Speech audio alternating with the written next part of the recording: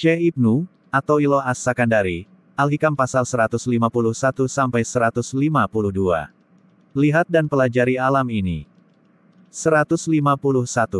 Allah memperbolehkan kamu melihat alam sekitarmu, makhluk, tetapi Allah tidak mengizinkan engkau berhenti pada benda-benda di alam ini, makhluk.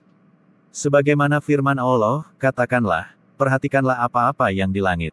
Semoga Allah membuka kefahaman padamu. Allah tidak berkata, perhatikan lang-lang itu, supaya tidak menunjukkan padamu adanya benda-benda itu.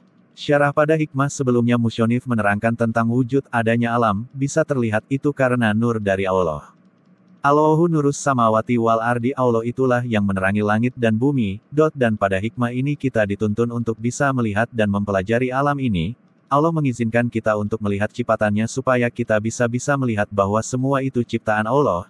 Jangan sampai kita terjebak berhenti hanya melihat memperhatikan bendanya, sehingga kita tidak melihat Allah di balik benda-benda itu. Dalam ayat ini menggunakan FII dengan makna dorof, yang berarti, yang harus diperhatikan yaitu apa yang ditempatkan, bukan tempatnya. Dalam kata Plato Fulminan, Musyonif mengatakan, Allah menciptakan macam-macamnya makhluk bukan supaya kamu melihat makhluk itu, tapi supaya kamu bisa melihat Tuhan yang menciptakan makhluk itu yaitu Allah.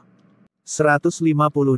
Alam makhluk ini ada, wujud sebab ditetapkan oleh Allah, tetapi alam ini musnah, lenyap sebab sifat esa-zatnya Allah.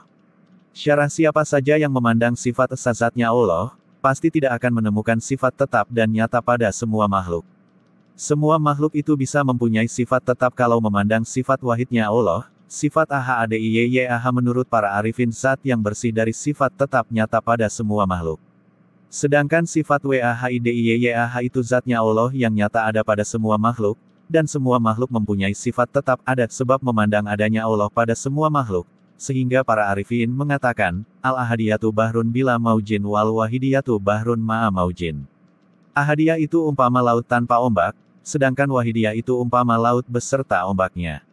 Yakni, menurut pandangan para arifin, Allah itu diibaratkan laut, maka makhluk diibaratkan ombak yang digerakkan oleh laut. Jadi jelasnya semua makhluk itu bukan Allah, keesaan zat Allah yang tidak bersekutu itu melenyapkan apa saja, makhluk, yakni tetap Allah yang tunggal dan segala sesuatu yang selainnya itu hanya bayangan belaka yang diciptakan, diwujudkan oleh Allah, bersambung. Pasal 153-157.